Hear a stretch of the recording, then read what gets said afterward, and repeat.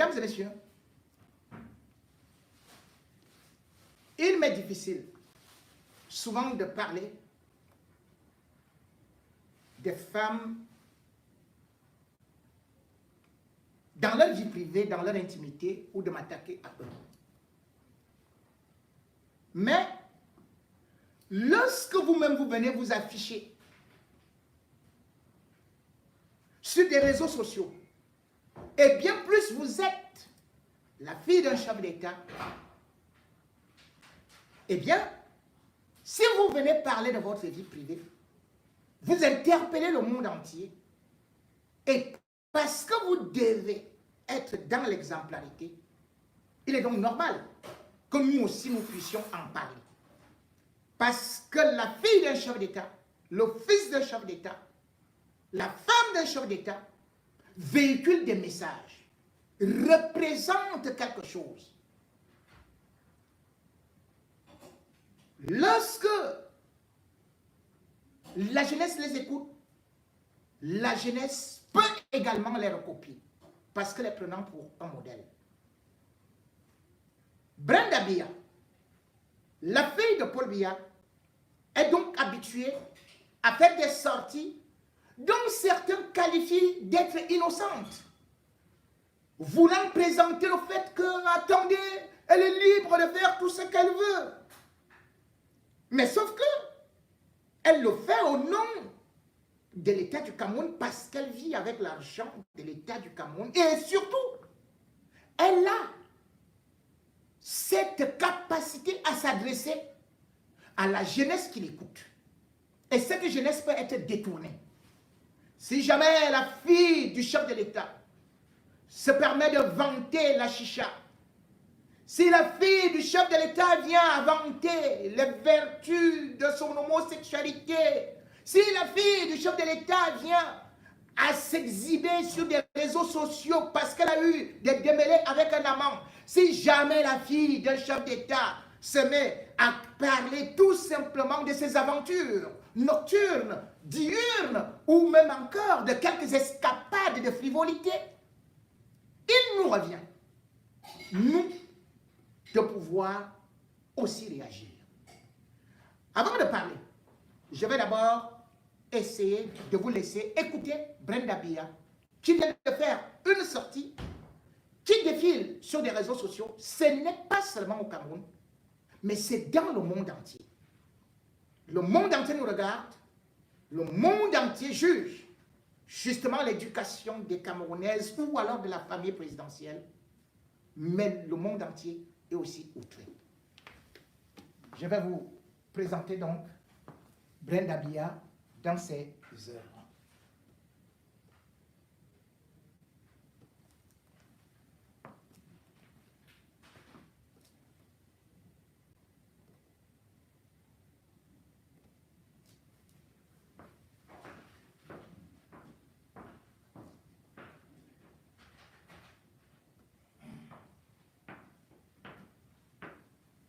Et après cela, on y revient. Là, alors, vous allez être servi pour mon story time. Parce que quand je vous dis que je n'ai pas de chance en amour et que je n'ai pas de chance avec les mecs ici dehors, on ne va pas me croire. Pourtant, c'est la vérité, moi, je vous jure. Donc là, vous voyez, là, il est 4h58 et je viens de rentrer dans mon escapade de nuit. Pour ceux qui me follow sur Snapchat, j'ai posté, je sais pas, à 4h que je sortais et tout. Et donc, en fait, c'est parce que j'allais voir un mec que j'ai rencontré sur Bumble, en fait. Donc, le mec, je match avec lui aujourd'hui. Et en fait, le truc, c'est qu'il vient pas de Genève, il est américain. Et il avait mis sur son profil qu'il est là pendant une semaine et il va repartir. Du coup, quand je match avec lui, j'essaie de faire la conversation, je dis jolie photo et tout. Il me dit, je quitte Genève dans quelques heures, viens me rejoindre. Je suis d'abord genre. Quand j'ai dit, ok, vas-y, je viens. Tu pars à quelle heure? Il me dit, je pars à 5h. Je dis 5h du matin. Il dit oui. Moi, j'étais déjà dans mon lit, que je savais que j'allais roupiller d'un moment à l'autre. Et j'étais genre, ok. Il fait 1m92, il est plutôt pas mal, plutôt beau gosse. Il a l'air d'être bonne vibes et tout. Et en plus, j'étais dans mon lit, j'avais trop rien à faire. Et j'étais d'humeur spontanée, on va dire ça comme ça. Tout le monde sait que je prends énormément de temps préparer. Ça. Mais bon, vu qu'il voyageait, mais bon, vu qu'il allait voyager super tôt le matin pour rentrer, je sais pas, aux États-Unis, je me suis dit, vas-y, je vais me préparer rapidement. Et quand je vous dis, je vous jure, je me suis préparée à la vitesse de la lumière. Je me suis jamais préparée aussi rapidement, voilà. Ouh. Bon, je me suis douchée, je me suis maquillée, je me suis habillée, puis réhabillée parce que j'aimais pas ce que je portais. J'ai sauté dans la voiture et je suis allée directement à l'adresse qu'il m'a donnée et tout. Et genre, comme je perdais du temps, bon, je perdais pas de temps, mais bon, il m'écrivait, il me disait que I'm leaving at 5, hurry up, babe. Donc j'ai dit, ok, vas-y. Il m'a écrit, hurry up, babe. Ah, vas-y, je me dépêche. Bon, bref, j'appelle donc mon garde du corps et je vais dans la voiture et tout, et on conduit jusqu'à l'adresse qu'il m'a donnée. Ça me prend 13 minutes pour arriver à l'adresse qu'il m'a donnée. J'arrive à l'adresse qu'il m'a donnée, il me dit on va chiller dans ma voiture, on va chiller dans ma voiture à moi, parce que lui, il est dans la voiture avec son chauffeur, il veut pas que son chauffeur s'énerve. Moi j'étais genre ok, on peut chiller dans ma voiture, il n'y a pas de problème. Mais je lui dis il y a juste, il y a le chauffeur dans la voiture et j'ai quelqu'un d'autre avec moi dans la voiture. Après il me dit too late, il me texte too late, genre trop tard. Je dis trop tard quoi. Genre, trop tard, tu pars. Il dit, oui, il va à l'aéroport. À part si tu me suis jusqu'à l'aéroport. J'ai une tête à suivre les gens, partout où ils vont, genre comme une stalkeuse jusqu'à l'aéroport. Genre, je veux pas être arrogante, mais genre, frère, je me suis bougée, je t'ai suivi. 13 minutes après, genre, j'ai fait tellement d'efforts et tu veux que je te suive jusqu'à l'aéroport. Alors là, c'est pas la première fois qu'un homme me manque de respect parce que c'est vraiment pas la première fois. D'abord, je trouve les hommes arrogants et qui se croient tout permis, mais il me fait me dépasser à près de 5 heures du matin, que je bouge mon cul, que je me maquille, que je m'habille. Frère, j'ai gaspillé un habillement pour toi et je vais vous montrer mon outfit. Vous allez voir, c'est quand même assez cute, c'est laid back et tout, c'est tranquille, mais c'est cute quoi. Bref, il me dit à moi que tu me follow à l'aéroport et j'ai dit que maintenant, enfin, je suis fatiguée, je vais rentrer à la maison. Ça, c'est la fin de mon histoire. Mais bref, la seule raison pourquoi je suis même allée jusque-là, c'était parce que genre, c'était trop mon genre de mec, on va pas se mentir. Grand, mignon. Et je pense qu'il a mis un truc sur sa bio, genre un truc qui peut pas arrêter de parler, dont il va jamais arrêter de parler. Et il a mis les théories du complot. Et j'adore les théories du complot, on avait ça en commun et tout. Et j'aimais le fait qu'il était genre direct quand on s'est parlé, c'était genre tac, tac, tac. Mais après, le manque de respect, c'est pas trop mon truc. Bon, pas grave, c'est des choses qui arrivent, c'est même pas comme si on se connaît plus que ça. Je vais vous montrer mon outfit quand même.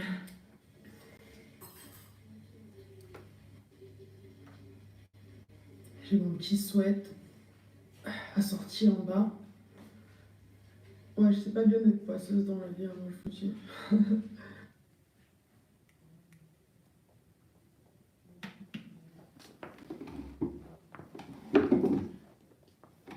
Mesdames et messieurs, beaucoup vont commencer par dire c'est sa vie privée, sauf que c'est étalé sur les réseaux sociaux. La vie privée reste privée dans la chambre.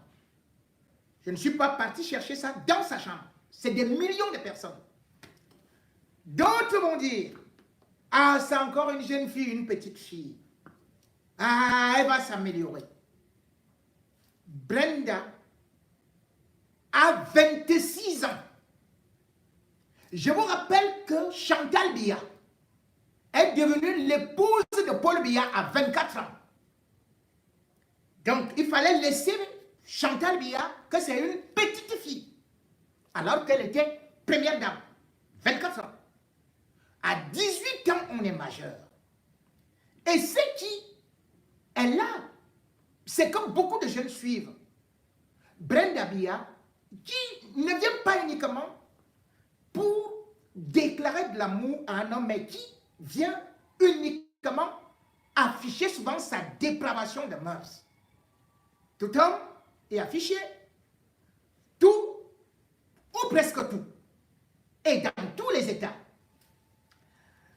C'est depuis 2016 que nous vivons presque cette situation d'une fille pourtant qui a bénéficié de ce que les autres filles n'ont pas bénéficié. Mais quand je suis en train de parler de ça, c'est parce que non seulement chaque fois, elle vient, elle présente un nouvel homme, et d'ailleurs, vous vous souvenez comment est-ce qu'elle nous avait présenté un Nigérian qui était aussi célèbre dans les réseaux sociaux et qui, quelque temps après, avait été arrêté à Dubaï pour une histoire de 100 millions de dollars, dont 30 millions étaient destinés aux soins du coronavirus des Américains. Il avait réussi à détourner ça. Qu'est-ce qu'il n'avait pas fait avec Brenda à travers des réseaux sociaux? Nous vous faisons comprendre que ce soit Instagram, Snapchat et consorts, toutes les filles veulent aussi regarder l'exemple de la fille du président. Les gens vont me dire, elle est libre de faire ce qu'elle veut. Mais lorsque, justement, Brenda vient sur des réseaux sociaux, non seulement elle fume, mais au-delà de ça, elle vient, elle s'embrasse avec une femme. Elle poste. Elle poste cela. Pendant que les gens sont en train de dire, ah, elle voulait s'amuser, Brenda fait une sortie pour déclarer, en fait, le monde a beaucoup de barbares. Et vous avez entendu ça de la bouche des autres, pas de moi-même. Je vous confirme que je ne suis pas hétéro. Je suis torturé toutes les nuits depuis 6 mois. Nous sommes dans le même pays quand elle déclare ça. Les autorités camerounaises attrapent Shakiro, qu'elle est homosexuelle. Le Cameroun et d'autres personnes disent qu'on doit arrêter Nganamouit qui a été vu avec une femme. Le Cameroun ne connaît pas, enfin, la loi du Cameroun ne tolère pas la promotion de l'homosexualité. Mais la fille du chef de l'État, je dis bien la fille du chef de l'État majeur, vient vous dire que là où vous êtes là, non seulement elle vient de vous montrer que oh, les hommes, ceci et cela, chaque homme, chaque fois, un défilé, mais c'est quand même ahurissant. Et par la suite, elle vient vous dire que maintenant elle a changé de cap, elle vous dit la vérité, elle n'est pas hétéro. Elle serait restée ou hétéro, ou au taureau, ou taureau, chez elle. Je ne serais pas venu vous parler de ça. Mais quand elle vient dire ça, et elle n'est pas sanctionnée, on arrête les autres, on les envoie en prison. Parce qu'on les soupçonne de pratiques d'homosexualité. Mais la fille du chef de l'État, elle vient. Non seulement elle vous montre ça, elle embrasse une femme, mais elle vient faire des posts pour dire « je confirme ». On la laisse tranquille. Je voudrais tout simplement dire que la promotion des stupéfiants, la drogue, n'est pas autorisée. Que ce soit au Cameroun ou même ici. Mais Brenda vient sur des réseaux sociaux où elle vous dit « oui, j'ai eu des problèmes avec la drogue, oui, j'ai fait ceci, je prends de la drogue. » Mais attendez, tout ça, il n'y a pas de rappel à l'ordre. Elle continue comme elle veut. Combien de choses nous avons entendues? C'est Brenda qui vient sur des réseaux sociaux. Elle a des problèmes avec son amie Mila Eyango, donc la fille de Ndédié Eyango. C'est Brenda qui est la fille du chef de l'État qui vient dire « cette fille est beaucoup hypocrite. Elle n'est pas vierge. Elle couche avec des hommes mariés. Oh, je vais parler et tout ça. » Là, vous n'avez pas le droit de répondre à Brenda. Voilà celle que vous dites qu'elle est petite. Je dis bien qu'elle a 26 ans. Elle a 26 ans. On est petite à 26 ans. On touche avec des hommes à 26 ans. Enfin, étant enfant. Puisque 26 ans, c'est maintenant qu'on est enfant au Cameroun. Elle fait tout ça. Personne ne la rappelle à l'ordre. Voilà une fille qu'on a vue avec sa propre maman aux États-Unis sortir le couteau pour la poignarder à cause d'un homme, un Gabonais.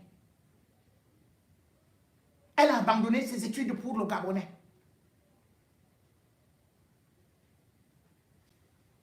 Nous sommes tus. Voilà une fille qui, en 2016, chacun a vu comment est-ce qu'elle descendait. Elle venait faire son direct pour dire qu'elle a payé le taxi. Elle paye le taxi chaque jour à 400 $. Maurice Kamto, le 4 février, avait dit, mais 400 $ pour une course, sans oublier que elle louait à Beverly Hills, après les 10 000 $.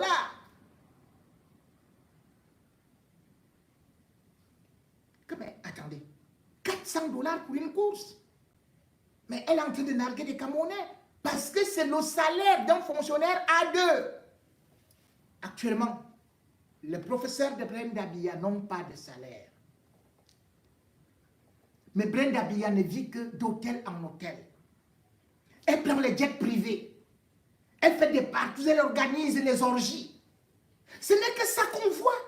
Et on ne peut pas parler. Mais quel est ce parent? Quel est ce président? Que toi-même tu vois sa propre fille. Dites-moi, vous allez me dire, laissez ça la vie privée. Pendant le Covid, on a vu Brenda Biya casser tout l'appartement en plein palais. Elle se filme. Ce n'est pas Biya qui a construit ce palais, hein. Saïdou. C'est le palais de la République. Et c'est la fille d'un chef d'État qui vient s'asseoir. Non seulement elle finit de dire que la fille de Yango, elle ceci et cela, couche avec quel homme marié et tout. Elle s'attaque à Indira. On ne peut rien dire. Et quelques temps après, elle va aussi vous dire que non, attendez, ma propre mère même, comme vous voyez là, voilà, j'ai causé avec elle un jour. Et puis, j'ai entendu comment papa disait que celle-là, elle vit toujours. Elle vit toujours. Et j'ai donc décidé de me tuer. Elle vient donc faire la promotion du suicide dans les réseaux sociaux. Nous nous retrouvons en octobre 2022. Brenda Biya réussit l'exploit à poster que Brenda Biya, née le 26 juin 1997, morte le 28 décembre 2022. Elle annonce sa mort. Elle annonce son suicide. Et les gens se mettent à attendre comment elle va se suicider.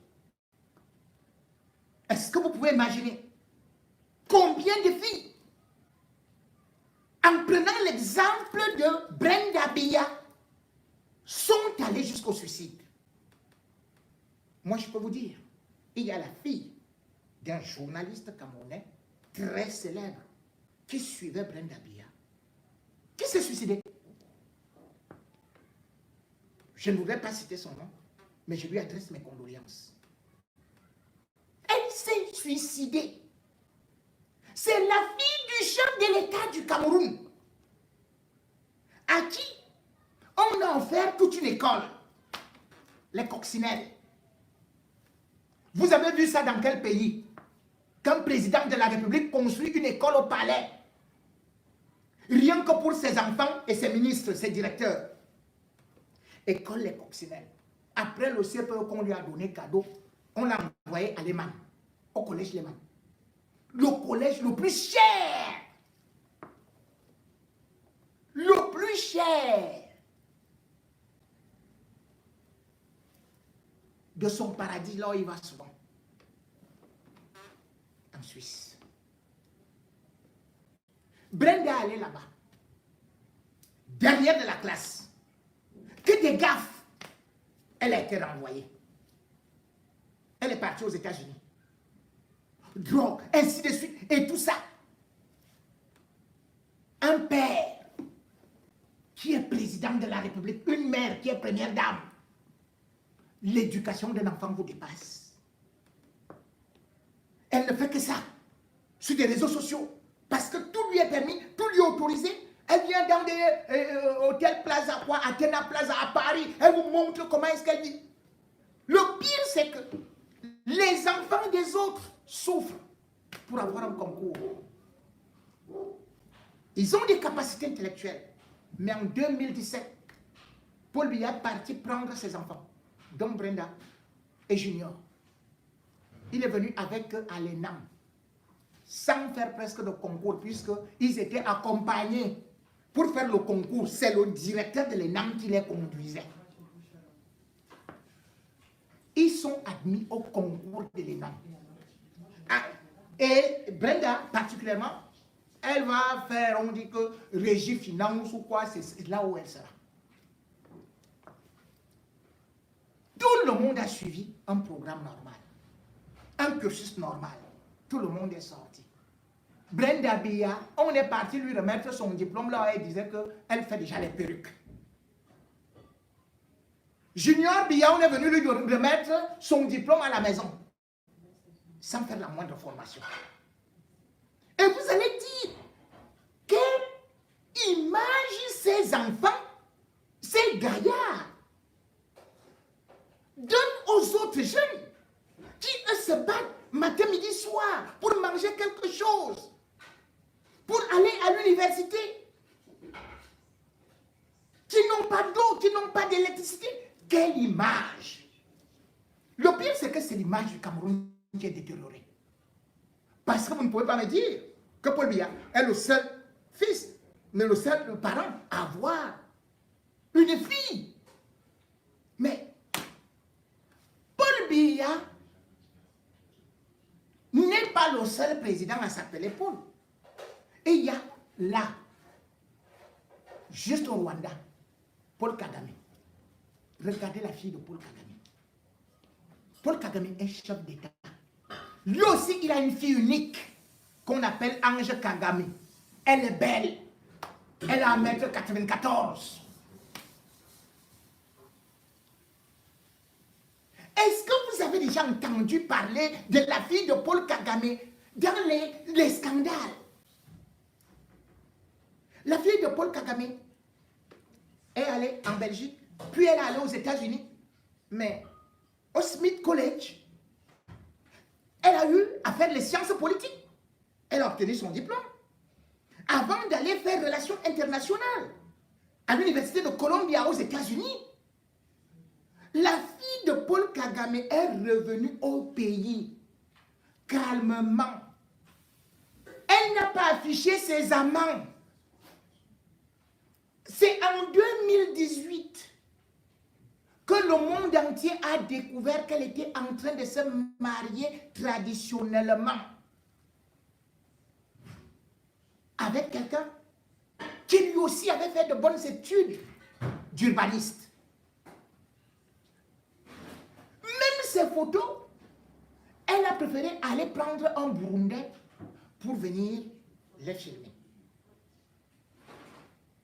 La fille de Paul Kagame, étant jeune et maîtrisant les réseaux sociaux, elle est utile pour le Rwanda. Quand vous voyez que le Rwanda est connu à travers le monde entier, là, vous croyez que c'est qui? C'est la fille de Paul Kagame qui a mis cette politique en action. Parce qu'elle a été nommée, elle a été chargée par son père de s'occuper des réseaux sociaux, de la politique, de l'image du pays à travers les réseaux sociaux ou à travers les outils de communication. C'est comme ça qu'elle a commencé à gérer les Facebook et tout et tout. C'est pour ça que vous voyez une belle image du Rwanda au niveau des réseaux sociaux. La fille de Paul Kagame vient d'être nommée par son père. Vous allez dire que oh, c'est le népotisme, mais non, elle a des capacités. le 3 août 2023, elle a été nommée directrice adjointe du cabinet du président de la République par rapport toujours à ce qu'on peut dire l'image, la politique, la promotion de l'image du pays. Tous les Rwandais sont d'accord avec elle. Elle s'est mariée religieusement. Elle a eu son enfant calmement. En 2020, Paul Kagame était tout heureux de présenter son petit-fils. Mais regardez la famille Biya. Les enfants de Chantal, l'autre là va prendre une bandite qui vient squatter au Hilton. Elle se met à taper sur tout le monde. Elle boit le champagne, elle fume le chanvre, elle fait ceci, elle casse les bouteilles. Elle vient avec les chiens dans l'hôtel. Nous crions ici, nous crions. Elle vient narguer tout le monde. L'enfant de Chantal Biya s'appelle Kadhafi. Il se surnomme Kadhafi. Regardez Junior. Junior devait travailler déjà. Il devait être quelque part, puisque lui aussi on l'a mis à l'ENAM. Mais il préfère dire que, oh, il reste à la maison, et ou bien il va devenir disque jockey. Pendant ce temps, le fils de Kagame, Yann Kagame, lui, il est parti faire la formation militaire. Il est allé au front. Il ne dormait pas au palais. Il servait comme tous les jeunes Rwandais. Alors qu'il a fait de bonnes études. Il a montré l'exemple aux autres que quand on dit qu'on est patriote, on peut bien aussi servir même si on est fils du chef de l'État. Aujourd'hui, il a été affecté à la garde présidentielle. Et il se soumet aux règles de la République. Vous voulez dire quoi?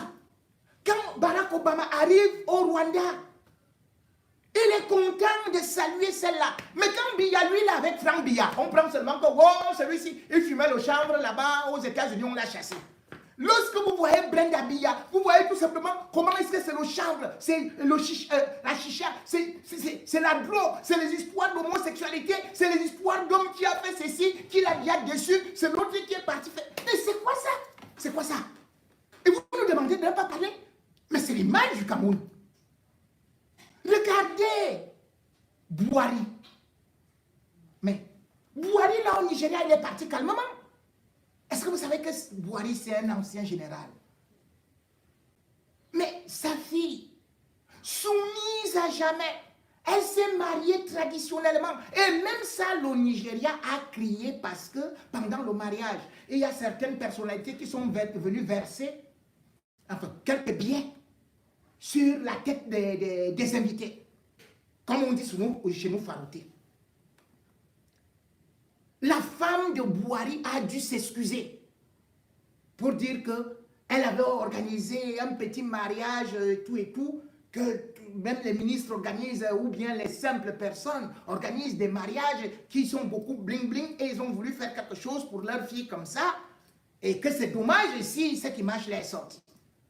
Comment on peut donc continuer à justifier la folie de Brenda Biya? Si elle est folle, elle va en psychiatrie.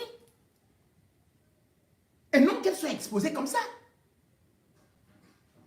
C'est tout un pays. Si Paul Biya ne réussit pas l'éducation d'une fille, son fils junior, échec. Frank Biya, échec.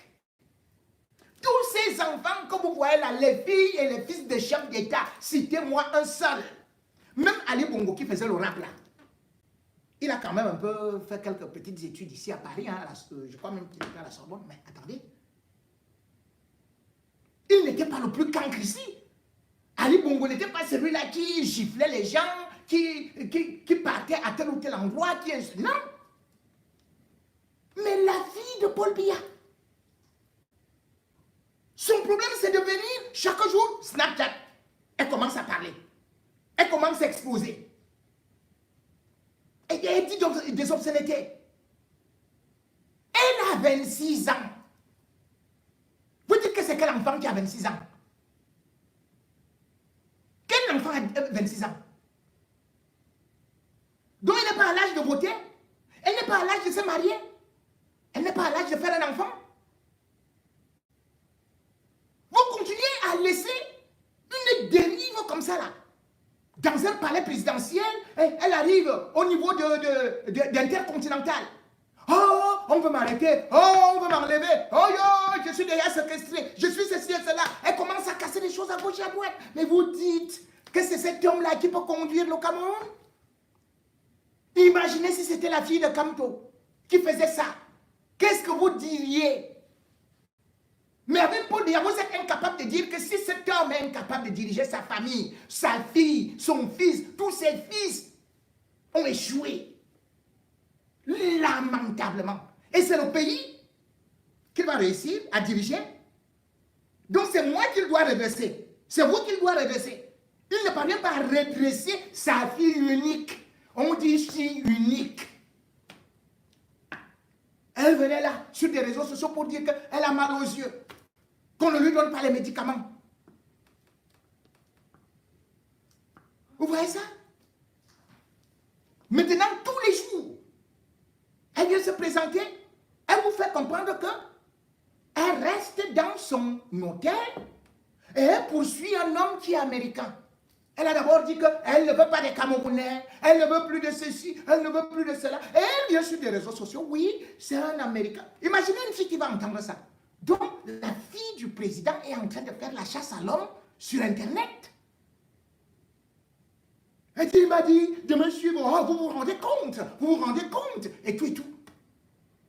Ni sa mère, ni son père. Mais attendez. Vous voulez qu'on ne parle pas? Que c'est la vie privée? Mais vous venez étaler votre vie privée. Donc moi, je dois fermer les yeux. Le monde entier, vous allez demander aux Ivoiriens de fermer les yeux? Mais ils rigolent. Vous ne savez pas que Ouattara a des enfants?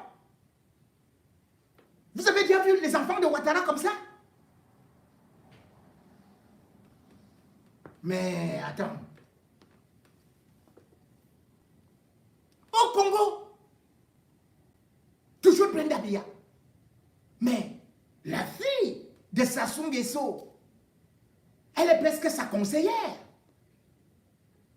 Elle est à la droite de Dieu le Père, c'est-à-dire son père. On a vu ça partout. Ce n'est qu'au Cameroun où on voit la fille et le fils du chef de l'État être ma boule. Venir raconter des inepties. Et il y a les gens qui sont là pour supporter ça. Mais lorsqu'il s'agit des enfants d'autrui, ou bien des gens d'autrui, des femmes d'autrui, c'est là où vous les insultez. Comment vous voulez que chaque jour, vous êtes assis pour critiquer Nathalie quoi? Ou bien Muriel Blanche? Ou bien quoi là? Hein? Vous critiquez les influenceuses. Vous dites, oh, elles donnent une mauvaise image pour la société. Mais elles ont quel âge? Elles n'ont pas l'âge de... Quand on dit... ou quoi là? L'autre là, vous l'appelez même biscuit de mer. Mais c'est la génération, Brenda. Vous êtes dur avec ces filles-là. Vous dites qu'elles ne doivent pas faire ceci. Elles doivent montrer le bon exemple. Mais dès que c'est Chantal, elle dit, eh non, c'est sa vie privée, vraiment, c'est encore une petite fille. Ah! Une petite fille qui dépense l'argent de l'État. Une petite fille qui change les hommes comme ça, en mondovision. Elle peut faire sa vie privée en cachette. Prendre même 10 hommes, puisqu'elle a déjà beaucoup d'argent. Elle les a souvent invités au palais avec sa maman. Mais on ne peut pas dire que c'est une petite fille dont et on ne peut pas parler d'elle parce que c'est sa vie privée qu'elle vient afficher en public. Elle vient détourner nos enfants. Elle vient détourner les enfants des autres. Vous connaissez combien de fois sa vidéo elle regardait? Quand une star ou une fille de chef d'État met une tenue, toutes les filles de sa génération, voire celles qui sont même plus grandes ou plus petites, cherchent à mettre la même tenue, la même basket. Tout le monde cherche à marcher comme elle. Tout le monde cherche à recopier parce que elle est supposée être au sommet de la société. Donc, elle influence l'éducation de nos enfants. On est obligé de contrôler les téléphones pour dire que non. Il faut te désabonner de l'histoire des affaires de Brenda Biya.